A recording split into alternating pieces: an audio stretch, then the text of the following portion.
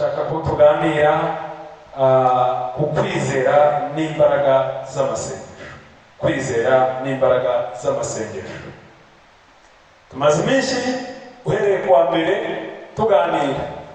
Ngira ngo uhereye ku munsi wa mbere twaganira ijambo rikomeye, kuko turi mu cyumweru cyo kugira ngo igihugu kimurike, kicane, kirabagirane, kigire ububyutse.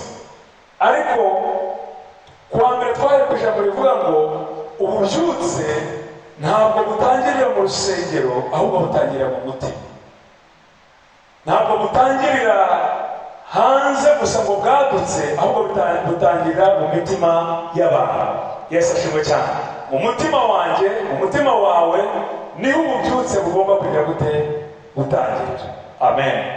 Twarakomeje namushaka kuhasubiramo, ariko uyu munsi nanone ndagira ngo turebe ijambo ry'Imana.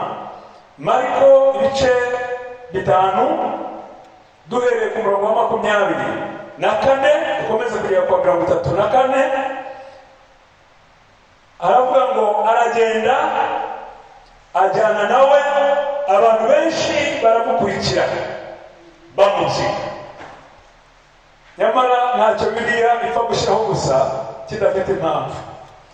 Abantu benshi baramukurikira bagenda bagira gute bamuziga. Turi muri Mariko ibice 5 uhereye ku murongo wa 24. Aragenda ajyana nawe, abantu benshi baramukurikira bamuziga. Nuko hariho umugore wari uyu mugongo wari wimaranye imyaka 12, ababazwa n'abavuzi cyane. Benshi bagerageza kumukiza, bamubarisha ibintu bye byose abitangamo igemu, ariko ntibagira icyo bamumarira, ahubwo arushaho kurwara. Abavuzi benshi batwaye ibintu bye, batwaye ubutunzi, yagurishije ibyo yari afite, yaragerageje kugira ngo arebe ko ikibazo cyakemuka, ariko ngo bose ntacyo bamumariye, ahubwo ngarushaho kugira gute kurwara. Yumvise ibya Yesu, araza aca mu bantu, amuturuka inyuma akora ku mwenda we, kuko yari yibwiye ati ninkora imyenda ye gusa ndakira. Uwo mwanya isoko y'amaraso irakama, amenya mu mubiri we yuko akize cya cyago. Yesu nawe yiyumvamo ko ubushobozi bumugabanutsemo, ahindukira abyigana n'abantu, arababaza ati ninde ukoze umwenda wanjye? Haleluya. Amen. Nimba hari ijambo ry'Imana ritajya risaza, nta n'ibisaza ribaho, ariko iryo rihora ari rishyashya cyane. Yesu ashimwe cyane. Impamvu nashatse gusoma ahangaha nuko tumaze iminsi tuganira, ariko dushaka ko ibyo byose dukora bihera mu mutima. Ikintu cyose giturutse mu mutima kigira imbaraga kurenza ikintu cyo hanze. Agakiza kavuye imbere mu mutima, atari ako kwishushanya, atari ako kwereka abantu, atari ibyo kugira ngo runaka bibone, kakaba karimo imbere, kagira imbaraga cyane. Yesu ashimwe cyane. Ibyemezo byavuye mu mutima imbere, mu mutima imbere, ibyemezo bitari ibyo kuvuga ngo nuko runaka wabivuze n'uyu wabivuze, ahubwo akaba ari wowe wabyiyemeje mu mutima wawe, bigira imbaraga. Yesu ashimwe cyane. Njya nkunda iyo turimo gusezeranya, hari igihe tubaza abageni, avuga ngo ni wowe wamwihitiyemo cyangwa ni agahato, cyangwa baragutegetse, cyangwa hari undi wabigukoreye, akavuga ngo nije. Hari n'igihe tubaha umwanya tubavuga ngo babwire cyangwa mubwire ikiri mu mutima wawe, agatangira akavuga ibiri mu mutima. Yesu ashimwe cyane. Ibintu rero bivuye mu mutima birakomera. Niyo mpamvu na mbere mbere twavuze ngo ntabwo ububyutse buhera gusa mu iteraniro ry'abantu, ngo buhere mu rusengero zubatswe n'abana b'abantu, buhere hirya no hino gusa, oya, ahubwo buhera hehe? mu mutima. Umutima wihanye, umutima uhindutse, niho impinduka ikomeye izaba no kurabagirana no kuzaturuka. Yesu ashimwe cyane. Nanone rero kuri uyu mumama isengesho rye ryavuye imbere mu mutima. Amasengesho yo mu mutima arakomeye, amasengesho y'imbere afite imbaraga. Niyo mpamvu biri duhugiye kaduha n'utuhana ko nawe yagendaga, ariko noneho kari ku mutima kakagira gute? Kagasesegara no ku munwa, yivugisha ngo umugabo bamubona asa naho arimo kwivugisha, naho ntabwo ari ukwivugisha, ahubwo yarimo asenga asunika isengesho. Haleluya! Asenga asunika isengesho, avuga ati Mana wanyibutse, Mana wangendereye, wangiriye neza nanjye ko nifuza kukubona. Amasengesho kuko atashakaga kubyerekana, ashaka kubihisha, ariko byanze bitumbuka ku munwa. Nibwo bamubaje ati ko umeze nk'uwasinze. Haleluya! Uyu mumama nawe rero yaje ashuka ati sindi bubyerekana, sindi bubyerekana. Biravuga ngo yari amaze imyaka 12 afite ikibazo, noneho ngo yumva inkuru za Yesu, niko birivuga, kandi ijambo ry'Imana rivuga ngo kwizera uzava no kumva. Haleluya! Yari yarumvise inkuru za Yesu, yari yarumvise ko Yesu akiza, yari yarumvise ko Yesu abaho, yari yarumvise ko Yesu akora ibitangaza kandi akabikorera ubuntu. Ntameze nk'abavuzi, ntameze nk'abapfumu, ntameze nk'abandi bagiye bamubeshya. Dufite n'ikibazo ko muri iyi minsi ya none hari abantu yitirira izina ry'Imana bagashaka gusengera abantu ku mafaranga, ariko abo ngabo ni ibibazo bikomeye. Ntabwo agakiza bakishyurira, ntabwo gukira indwara bivuye ku mwami Yesu babyishyuriye, ntabwo kubohoka babyishyuriye. Yesu yaduhereye ubuntu, tugomba gutangira ubuntu. Yesu ashimwe cyane. Inkuru imugeraho ko Yesu akiza, ko Yesu agira neza kandi abikorera ubuntu, kubw'amahirwe yumva aciye aho ngaho. Ubwo abandi ngo bamubyigaga, ariko birivuga umumama mu mutima w'imbere.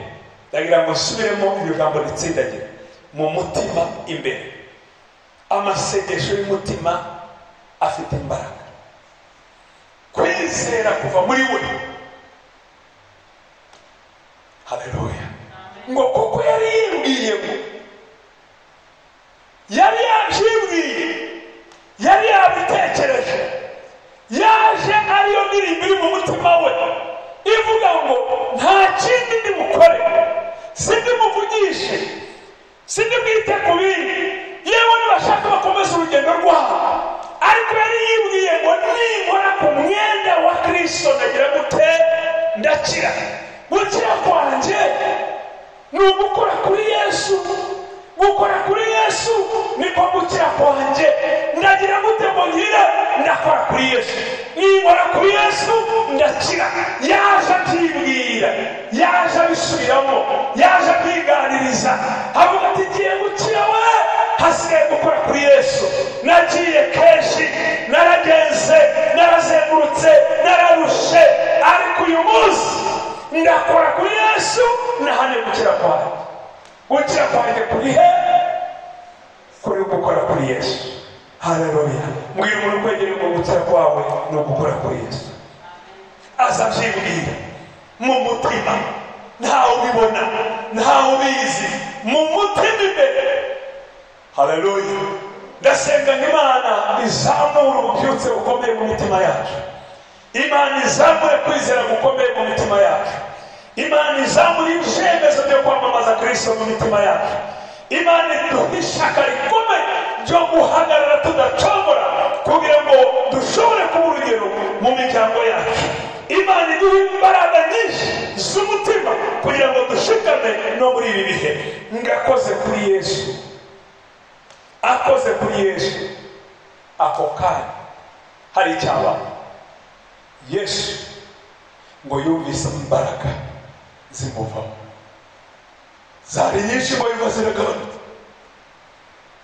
Amenya ko hari umuntu umukozeho, amenya ko hari umuntu udasanzwe muri iryo teraniro aho yagendeye.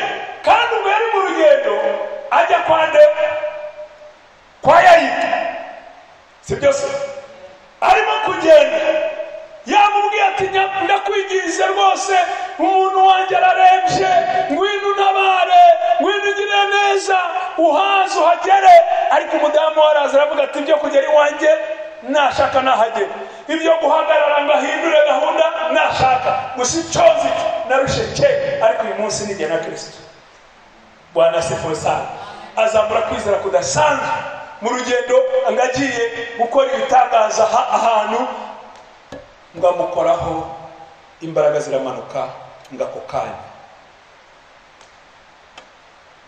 ngarabaza ngo ninde unkozeho. muri iyi minsi turimo gusenga, nifuza guhagira ukora kuri Yesu. Muri uyu mugoroba dusenga, nifuza guhagira ukora kuri Yesu. Ntabwo nibuze gutwara umwanya muremure cyane, kuko nifuza ko dusenga kandi amasengesho y'imbaraga. Haleluya. Amasengesho avuye mu mutima, amasengesho atari ayo mu kanwa gusa, amasengesho atari ay'ibitekerezo gusa, amasengesho atari ay'idini gusa, amasengesho atari ay'akamenyero, amasengesho avuye mu mutima. Mu mutima harimo iki? Bibiliya avuga ngo umuntu yizeza umutima akatuza akanwa. Ntabwo ari ukwatura gusa, ntabwo ari ukuvuga gusa amagambo, oya, ahubwo twizeza umutima. Ni nako dukizwa gute? Twizeza umutima tukatuza akanwa. Haleluya. N'isengesho ryaryo ni irivuye mu mutima, umutima wizeye, umutima ufite inzara, umutima ufite inyota, umutima ufite umutwaro, umutima ufite icyo ushaka. Ntabwo ari ubwo gusa ngo uyateranye n'uriya yateranye n'uriya yateranye, oya, umutima wawe. Niyo mpamvu nababwiye ngo nubwo hawe imvura nta kintu kiri buhindureho na none. Umuntu wese wabigambiriye bivuye mu mutima ari hano. Yesu ashimwe cyane. Kwizera biruta amagambo menshi. Kwizeza umutima, kwizera bivuye mu mutima, kwizera ko Imana iriho, kwizera ko Imana ikora ibitangaza, kwizera ko idukunda, kwizera ko yaduhaye Yesu Kristo. Bwana asifiwe. Kwizera ko Yesu yadupfiriye ku musaraba kugira ngo tubabarirwe ibyaha byacu, yatumeneye amaraso kugira ngo twezwe. Haleluya. Kwizera ko imibyimba ye, inkoni yakubiswe, ni twebwe yasiraga kugira ngo dushobore gukira. Ijambo ry'Imana avuga ngo imibyimba ye niyo adukirisha. Kwizera ko atandukanye n'abantu. Kubera iki? Kuko yatsinze icyaha, yatsinze urupfu, arapfa, arazuka. Uyu munsi ni muzima. Yesu turacyamuhana, aracyakiza, aracyakora ibitangaza. Ijambo ry'Imana avuga ngo uko yari ari kera na n'uyu munsi niko ahari, ni nako azahora ibihe byose. Mbega Yesu aracyakiza indwara? Yego. Ababyizera ni bande? Bivuye mu mutima. Ndabyizera. Haleluya. Hari ikintu gikomeye isi irwana nacyo, ariko ntabwo isi izashobora iby'Imana ngo bikunde. Haleluya. Haleluya. Haleluya. Ijambo ry'Imana bashaka kugira ngo ribe ijambo risanzwe, ritakaze imbaraga. Yewe ni n'amatorero n'amadini bagashaka kugira akamenyero. Ariko reka babwire, ntabwo ijambo ry'Imana rizaba risanzwe. Ijambo ry'Imana rifite imbaraga, ijambo ry'Imana rirakiza, ijambo ry'Imana rirazura, ijambo ry'Imana ritandukanye n'amagambo y'abantu. Haleluya. Hari icyo abantu bavuga bivuga. Hari ibyo abantu bashoboye ariko hari ibyo badashoboye bishoborwa n'Imana. Hari ibyo abantu bakora ariko hari n'ibibabane kubera iki? Kuko ari abantu ariko hari n'Imana ishobora byose. Wanasifiwe. Kandi inzira nyayo yo kuyigeraho ni ugusenga wizeye. Amasengesho yo kwizera afite imbaraga. Kwizera ni imbaraga ziri mu masengesho. Turifuza gukora kuri Yesu kandi turifuza kutabitwara nk'akamenyero. Abantu basenga bashobora gukora ku mbaraga ziri muri Kristo. Abantu buzuye kwizera bashobora gukora ku mbaraga ziri muri Kristo. Kristo agenda ngo yumva imbaraga zimuvuyeho, arabaza ngo ninde unkozeho? Igisubizo ni wa wundi wasengaga, ni wa wundi wizeye, ni wa wundi utagendeye mu gihiri cy'abantu, ni wa wundi uzi icyo ashaka, ni wa wundi waje wabigamye, yaje mu mutima yibwira ngo ninkora kuri Yesu ndakira. Haleluya. Abasenga bakira imbaraga. Haleluya. Abasenga bakira imbaraga, bakira ubuzima, bakira gukira. Haleluya. Icyago cyari kimaze imyaka 12 abandi bamuruhirije ubusa ahubwo bamutwara n'ibyo. Ariko uwo munsi imbaraga z'Imana, nta mafaranga atanze, nta magambo menshi avuze,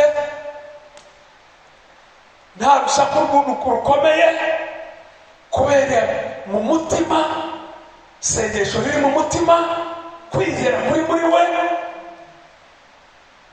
atabyigamye, biravuga ngo akora kuri Yesu mu buryo butangaje. Bene data, dukwiye kuyoborwa n'Umwuka Wera, tutagendeye gusa ku kamenyero, ahubwo rimwe na rimwe tugatega amatwi. Mbega Umwuka Wera aravuga iki? Mbega n'icyo Umwuka Wera arimo kunyoboramo? Yesu ashimwe cyane. Yubahirwe ryamubwiye ngo wowe kora kuri Yesu gusa, wowe kora kuri Yesu gusa. Imyaka 12, imyaka 12, imyaka 12. Mwaka wa mbere, wa kabiri, wa gatatu, kandi aticaye agerageza yiruka, ariko imyaka 12 nibwo yavuze ngo hanze nta kiriyo, mu bandi ntibashoboye, naragerageje handi byarananiranye, hasigaye kugerageza kuri Kristo. Bwana asifiwe sana. Ngo Yesu naramwumvise, numvise bavuga kazura bapfa, numvise bavuga kakizirwa, numvise bavuga kakora ibitangaza, numvise bavuga ko ntawamwirukiye ngava y'amaraso, kandi ngo mu mutima we yarababajwe n'ubwo burwayi n'icyo cyaha, ariko akagira kwizera, azakora kwizera. Impamvu mvuze aya magambo nuko numva nifuza ko dusenga, nifuza ko dusenga amasengesho avuye ku mutima, ndifuza ko dusengana kwizera, ndifuza ko dukora kuri Yesu. Haleluya. Hari ibitangaza bishobora gukoreka kandi abantu bakabona imirimo y'Imana. Ndahamya ko Kristo ariho kandi akora ibitangaza. Ndahamya ko umushatsi amubona. Haleluya. Ndahamya ko ikigeragezo cyawe cyahinduka ubusa uko cyaba kimeze kose. Uyu we yaramaze imyaka 12, ntabwo icyawe nzi ngo kimaze igihe kingana iki. Haleluya. Ikigeragezo, icyifuzo icyo ari cyo cyose cyakuzana kuri Yesu bivuye ku mutima wuzuye kwizera, umutima w'imbere usenga, ntabwo wakegera Yesu ngo nurangize utayemo ko waje. Ntabwo bishoboka. Nabonye Imana ikora ibitangaza mu minsi yashize ahantu twari turi tuvuga ubutumwa, harimo umumama kubera guhemukirwa n'abantu yararakaye, agira uburakari, agira umujinya, agambirira ngo kwihorera, ariko bimugiraho ingaruka ahubwo bimutera uburwayi, ararwara, akajya agafatwa mu gituza, mbese akumva ububabare bwinshi cyane. ariko umunsi umwe aje mu giterane, Imana imugirira neza, imukorera igitangaza, arakira kandi arababaye. Bwana asifiwe sana. Ako kanya ahita akira kandi agira gute? Kandi arababaye. Aho twagiye handi nanone mu kwezi kwa karindwi,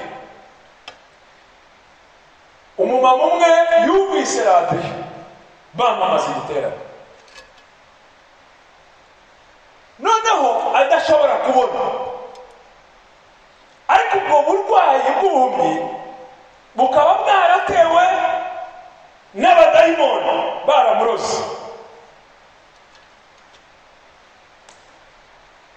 We yatanze ubuhamya avuga ko, ngira ngo nshobora no kuvuga ibyo bice abantu bahamenya, ariko avuga ko we yabonye inzoka afata inkoni, yari afite abana, ngira ngo isha mwigana aho bajyana, ngafata inkoni agira gute? Arayihishe, ahishe hapfa umwana, nawe kuhetse ntihagira gute? Araho. Yumvise amatangazo kuri radiyo ngo hazaba igiterane cy'ivugabutumwa, ngo bazasengera n'abarwayi. Akora urugendo rurerure aza mu giterane, maze wumva uko Imana igira neza. Twebwe iyo tuvuga ubutumwa tubikora mu kwizera, niyo mpamvu navuze ko uko byagenda kose nta kintu na kimwe gihindura ijambo ry'Imana n'imbaraga zayo. Yesu ashimwe cyane. Haleluya, haleluya. Ariko mukurikirana hano, arabazakurikirana ubutumwa, imbaraga z'Imana ziracyakora, Imana iracyakora. Uko Kristo yari kera na n'uyu munsi nikori, nikazahora ibihe byose.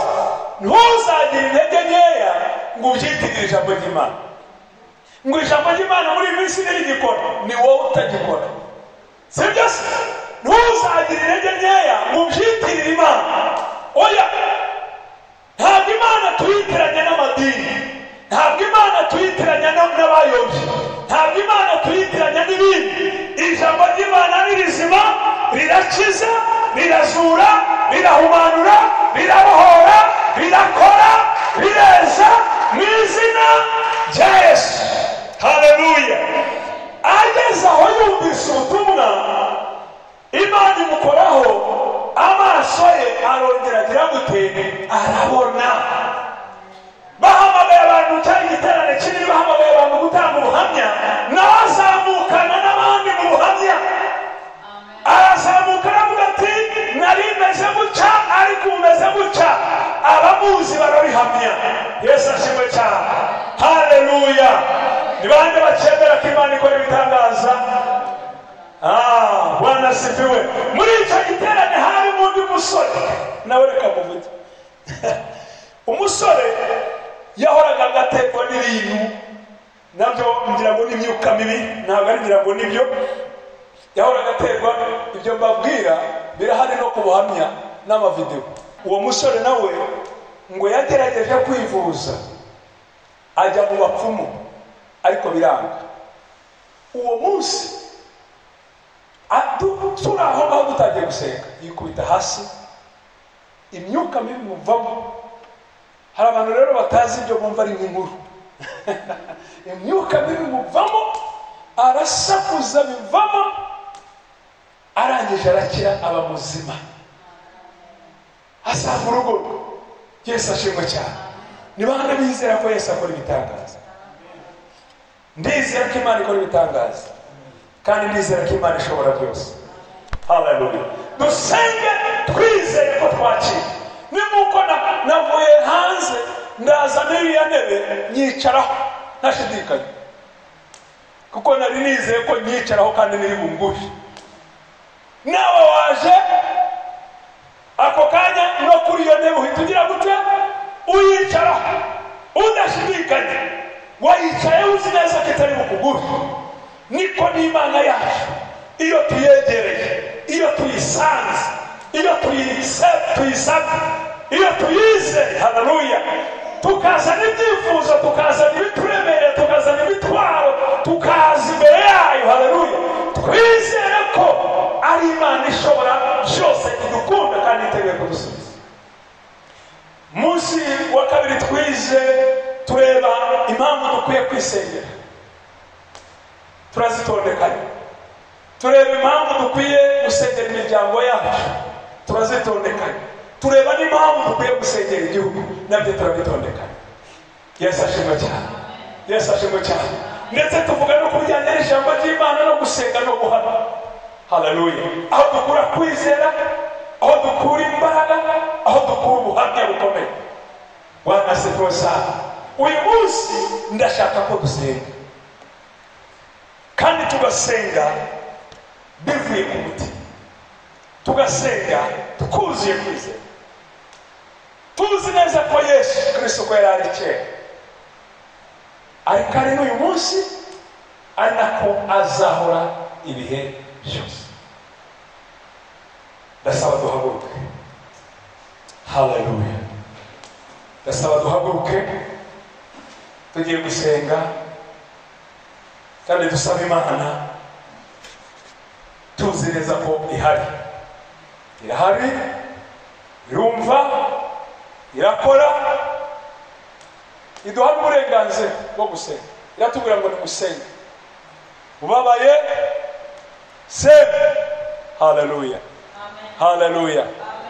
Icyo mushaka musabe, nimba ushaka gukira, Imana irakiza. Nimba ushaka imbaraga z'Umwuka Wera, nimuzisaba. Ushaka ko impano zawe zikora, senga. Nimba ushaka gusengera umuryango wawe, ukeneye ko umuryango wawe habamo impinduka ikomeye, imbaraga z'Imana zikabamo, senga. Uko waba uri kose, umuririmbyi yaravuze ngo n'umwana muto uzi gusenga. Ni ukuvuga ngo isengesho rifite imbaraga rivuye ku mutima ukunze, kandi isengesho dusenze twizeye, dukore kuri Yesu, dukore kuri Yesu. Umugabo witwa Koruneliyo ngo yarasenze, akora ku ijuru riramanuka, marayika aramanuka, aravuga ngo gusenga kwawe kumvikane. Bwana asifiwe sana. Witwa Danieli nawe yarasenze, bimutwara iminsi 21, ariko by'ukuri kwari kumvikanye gusenga kwa guhereye umunsi wa mbere. Ngo Danieli ukuntu nguhereye umunsi wa mbere utangiye gusenga, ngo amasengesho yawe yarumviswe. Yesu ashimwe cyane.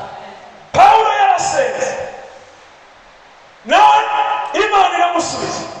Petero yarasenze, haleluya, Imana iramusubiza. Abitorero barasenze, bahuje umutima, basengera Petero, akurwa mu nzu y'imbohe, iminyururu iracika, gereza zirafunguka, marayika aramanuka, amujya imbere mu protokolo. Kubera isengesho, ntuzakina n'isengesho, haleluya, uzakina n'ibindi, ariko amasengesho avuye ku mutima ukunze ntuzayakinisha. Niyo waba umeze ute, ntabwo Imana irobanura ku butoni. Abitorera abigishwa nabo babasenze, n'ijuru rirakinguka, Umwuka Wera aramanuka.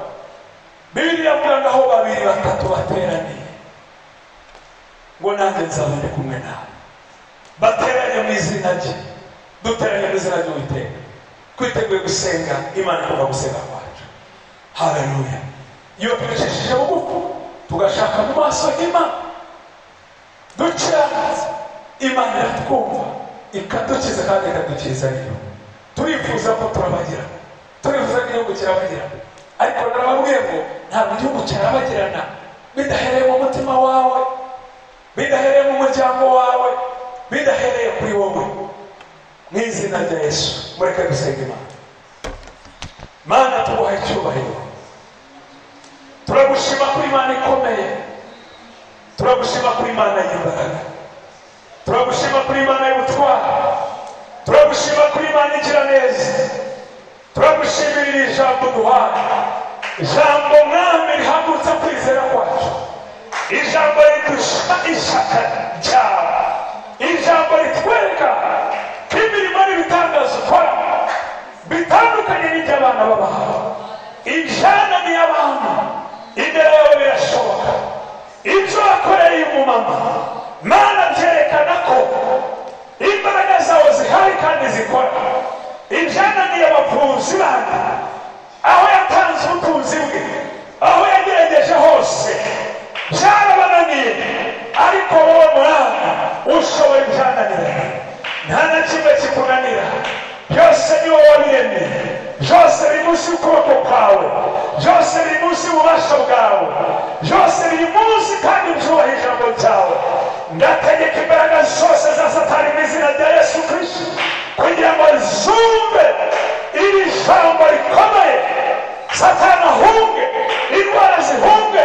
Ndategeka mu izina rya Yesu buri wese bateranye kuri uyu munsi ndetse n'abarimo kumva hirya no hino, natura imbaraga zawe, natura amahoro yawe, natura ubuzima, natura kubyuka bundi bushya mu izina rya Yesu Kristo w'i Nazareti. Mwami Mana ikiza, Mana ibohora, Mana iruhura, Mana itabara. Ntabwo uzirengagiza isengesho ryo mu mutima, ntabwo uzirengagiza kwizera kw'abana bawe, ntabwo uzirengagiza abagutakambira, ntabwo uzirengagiza abakwegereye bafite umutima ukunze. Ndasenga kugira ngo buri wese uri hano yumve imbaraga zawe, imbaraga zawe zimukoreho, iri jambo rimugiraho ububasha, ryinjire mu mitsi, mu maraso no mu misokoro, ryinjire mu marangamutima, rikize mu izina rya Yesu. Intekerezo zose zishyira hejuru kurwanya ijambo ryawe, zikubitwe hasi, ijambo ryawe rigorore, ijambo ryawe rikaze, ijambo ryawe riyobore, ijambo ryawe ritegeke mu izina rya Yesu Kristo w'i Nazareti. Turasenga Mwami kugira ngo ubuzima bwa buri wese uri hano ndetse n'urimo kumvira ijambo habeho impinduka ikomeye, yakira imbaraga, yakira ubuzima, yakira amahoro, yakira gukira, yakira kubohoka, yakira igisubizo kivuye mu kuboko kwawe, kuko urabishoboye. Nta na kimwe kikunanira, nta na kimwe kikunanira. Ubohora ubuzima buboshye, uruhura imitima irushe, ukiza intimba n'agahinda, ukuraho imibabaro, utanga amahoro.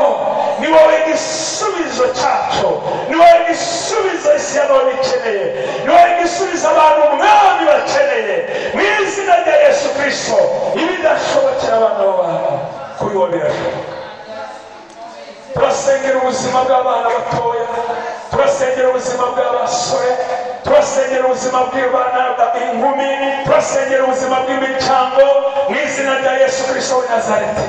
Mana girira neza abana bato, bagire neza, ukuboko kwawe kubabeho, uburinzi bwawe bubabeho, ubakiza indwara za hato na hato, ubakiza ubumuga bwose, ubakiza imibabaro, ubakiza ibintu byose bibarwanya mu izina rya Yesu Kristo.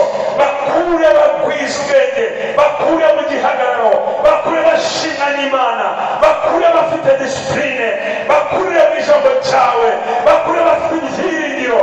Turasengera urubyiruko rutakigira ibyiringiro, rutareba ejo hazaza, rwiyahura mu biyobyabwenge, rwiyahura mu byaha byose, kugira ngo imbaraga zawe zibakurayo mu izina rya Yesu Kristo w'i Nazareti.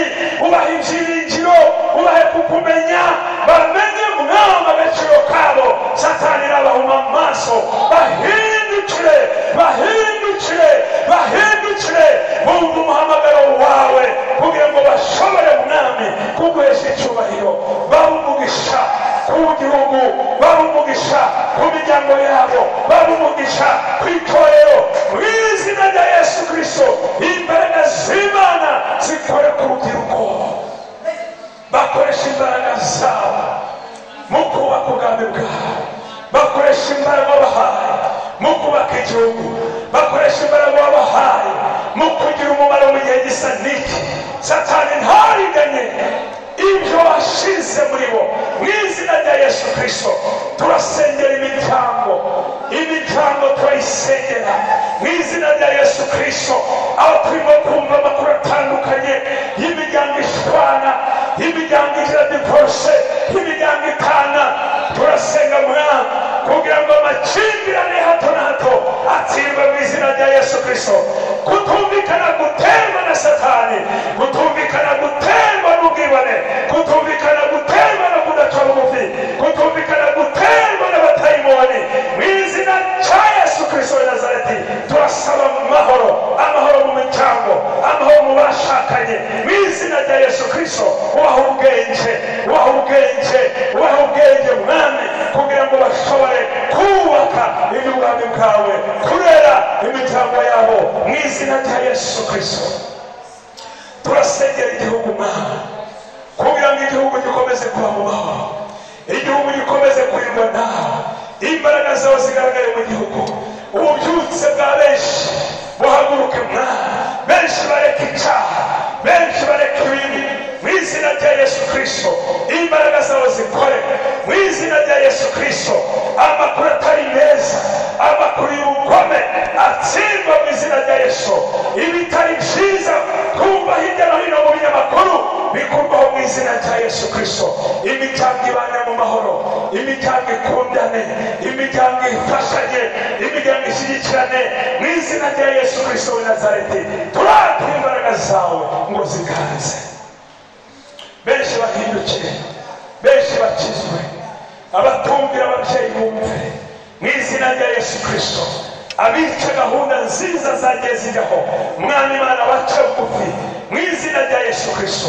Turasengera itorero ryawe, abo wahamagaye Mwana ngo bamamaze inkuru nziza, abo wahamagaye Mana ngo baguhimbaze, abo wahamagaye Mwana ngo basengere igihugu, abo wahamagaye Mwana ngo bakwize umucyo. Turasengera itorero mu izina rya Yesu Kristo. Igihe kirageze Mwana ngo wigaragaze nk'Imana. Itorero ryawe wapfiriye, itorero waguze amaraso y'igiciro, itorero waciye ku musaraba. Mwami Imana turarisengera ngo ribe itorero rifite ububyutse, ibitorero abantu bakirizwamo, ibitorero abantu bahindukiriramo, ibitorero abantu biyukira, ibitorero rigaragaza imbaraga zawe zigaragare, imbabazi zawe zigaragare, urukundo rwawe rugaragare. Ibitorero rimurika umucyo ukwira hirya no hino mu izina rya Yesu Kristo wa Nazareti. Ribe itorero Mwami, aho buri wese agera akumva impinduka zikomeye n'imbaraga zidasanzwe. Uri Imana ishobora byose, uri Imana yumva gusenga kwacu, uri Imana yumva kwinginga. Ndasengera buri wese mu byifuzo afite, ndasenga kugira ngo wumve gusenga kwe, wumve kwinginga kwe, kandi umusubize nonaha nk'uko wakoze ibitangaza. Uriya muntu wari ufite ikibazo ngo yamukoraho gusa akoze ku nshundura z'umwenda, ngo ako kanya imbaraga zikamanuka, ngakakira gukira, icyago cye kikagenda.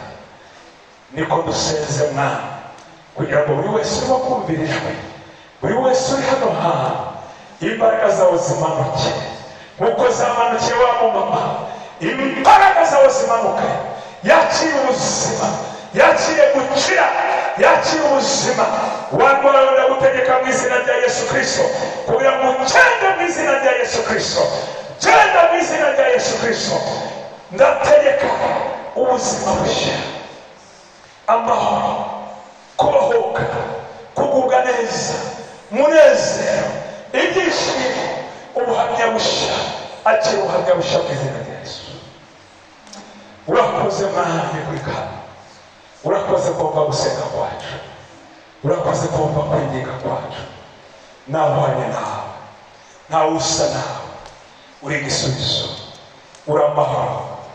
Ineza yawe ntawayirondora, ibyo ukora biratangaje, birenze ubwenge bw'abantu, biri hejuru Mwami. Ntabwo twakugereranya n'abandi bantu.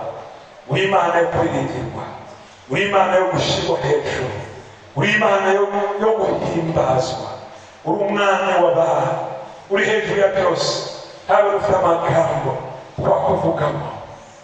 Nawe uhanye nawe, urera kandi urakiranuka. Imbabazi zawe zihora ibihe byose. Akira amashimwe, mureke tumuzamure ibiganza, tumushimire ineza ye, tumushimire imbabazi ze, tumushimire urukundo rwe, tumushimire imbaraga ze, tumushimire ibyo akora. Kandi wakire, wizere yuko yumvise gusenga kwawe ndetse asubije amasengesho yawe. Ndizera neza ko urimo kwakira impinduka, ndizera neza ko urimo kwakira umunezero w'ibyiza ubuhamya bushya ugiye kwakira, kuko ari Imana itari bayari, ari Imana yumva gusenga. Tuguhaye icyubahiro Mwana, turagushimiye Mwana, turagushimiye Data, turagushimiye ku uyu munsi waduhaye kugira ngo dushobore kuba imbere yawe, dushobore kukuramya, dushobore kuguhimbaza, dushobore kwakira ijambo cyawe udushubijemo imbaraga. Reka dusengera ikindi kintu nanone cyo mu buzima bwo mu mwuka. Twasengera gukira indwara, twasengera ibyifuzo bitandukanye, ariko hari ikindi kijyanye n'ubuzima bwo mu mwuka, kugira ngo mu buryo bw'umwuka tube bazima, tube maso, amaso y'umwuka abone, amatwi y'umwuka yumve, kandi impano za mwuka wera zikorere muri twe. Ni kenshi ugenda uvuga uti reka njye hano na hano, ngende wenda wasengere, ngende kugira gute, ariko birashoboka ko Imana yakorana nawe, birashoboka ko umwuka wera yakorera muri wowe, birashoboka yuko wabera amaso umuryango wawe, ntihagire n'umwe ugira aho aguhisha cyangwa agira icyo aguhisha. Birashoboka ko wabera amaso mu kazi kawe, ibintu byose Imana ikabiguhishurira kandi ikaguha gushyira amanga n'ubwenge bwo kubyitwaramo neza. Iyo umwuka wera yamanutse, impano z'umwuka zirakora, ubuzima muri wowe wumva ari ubuzima bwiza, kandi ari ubuzima n'imigezi itemba y'ubukingo muri wowe, kandi impano z'umwuka zigakora. Nta n'umwe ubesha ngo unyoberwe kumenya ko yakubeshe, nta n'umwe ukora ikintu ari uwawe kandi ubishinzwe cyangwa ukurikirana ibyo ngo unanirwe gutahura iyo migambi. Imana irahishura, Imana irereka, Imana irahari, Mwuka wera aracyakora. Mureke dusabe imbaraga z'umwuka wera. Imana iduha imbaraga z'umwuka wera aho tugenda hose, mu miryango yacu, mu kazi kacu, kandi ikintu cyose Imana igitwereka, iduhishurire ubusabane bwacu nayo burushaho gukomera, kandi tubikore byose atari kugira ngo twiheshe icyubahiro oya, ahubwo ari kugira ngo ubwami bw'Imana bushirwe hejuru, Imana ihabwe icyubahiro. Mwami Imana yacu, tuguhaye icyubahiro, turagushimira ko usohoza amasezerano, isezerano rya Mwuka wera warariduhaye. Haleluya! Ijambo ryawe ni ukuri kandi ni rizima. Biravuga ngo ntabwo umwana yasaba umubyeyi ifi ngo amuhe inzoka, ntabwo yasaba umugati ngo amuhe ibuye, kandi niba bivuze werekeye ku Mwuka wera. Natwe turasabye umwuka wawe wera mu izina rya Yesu Kristo, muri iri teraniro Mwami, na buri wese urimo kumvira ijwi, ndasaba imbaraga z'umwuka wawe wera kuri buri wese uri hano. Reka Mwami Imana ubyutse abantu benshi bagutegereje, imbaraga z'umwuka wera zibabeho, imbaraga z'umwuka wera zibazure. Ijambo ryawe riravuga ngo usinziriye we ngo kanguka uzuke, Kristo abone uko akumurikira. Kangura Mwami abantu, reka ubamurikire, reka umucyo wawe winjire mu mitima, reka umwuka wera akore imirimo n'ibitangaza, reka impano z'umwuka zikore, maso y'umwuka abone, matwi y'umwuka yumve, imbaraga z'umwuka wera zibe mu buzima bwacu. Kandi ntihabe ari ibyo mu rusengero gusa, no mu miryango yacu, no mu mirimo yacu, mu kazi kacu, no mu buzima bwacu bwa buri munsi. Ubusabane bwawe buhoreho, Mwuka wera ahorane natwe, imibereho yacu yose Mwuka wera tuyobore, kandi impano z'umwuka wera zikore, ziguheshe icyubahiro Mwana, kuko birashoboka, byose birashoboka. Bikore wiheshe icyubahiro buri wese ugukeneye, buri wese ufite inyota. Reka ngo kuri iyo migezi, reka ngo kuri ayo mazi, imigezi y'amazi mu cyimbo idudubirize muri we. Mwami Imana, abandi ngo bazagira inyota, ariko uba ku mazi umuha ngo nazagira inyota ukundi. Uko niko wabwiye umumama w'umusamariya. Ndakwinginze rero ngo abari hano mwami, abumvira ijwi ubahe mwami amazi amara inyota, ubahe ku mwuka wawe wera, ubahe ku bugingo buhoraho, ubahe ku busabane bwabo n'ijuru, mu izina rya Yesu Kristo w'i Nazareti, bagendane nawe ibihe byose. Turagushimiye mwami, turagushimiye data, turagushimiye kukugira neza, kandi twakira ibivuye mu kuboko kwawe, twakira ibivuye iwawe, twakira ibivuye iwawe. Amadirishya n'imiryango by'ijuru bikinguke, amasezerano wasezereje mwami itorero asohore. Mwuka wera w'imbaraga, mwuka wera w'Imana akore kandi akorere mu bantu bawe, maze izina ryawe rihabwe icyubahiro. Ubutumwa bwawe bukwiriye hose, ubuhamya bwiyongere, n'abahakana imbaraga zawe bazibone, bavuge ngo Uwiteka aracyakora imirimo itangaza. Ndagushimiye kubw'uyu munsi, ndagushimiye kuko wabanye natwe, ndagushimiye kubw'ijambo ryawe, ndagushimiye ko dukize, ndagushimiye ko tubohoye, ndagushimiye ko twujuje, ndagushimiye ubuhamya bwose mwami twiteguye kwakira uvuye mu kuboko kwawe. Urakoze, icyubahiro ni cyo cyane mu izina rya Yesu Kristo umwami wacu, amen. Reka dukomereze amashyi menshi. Imana ibahe umugisha mwinshi, Imana ibagirira neza.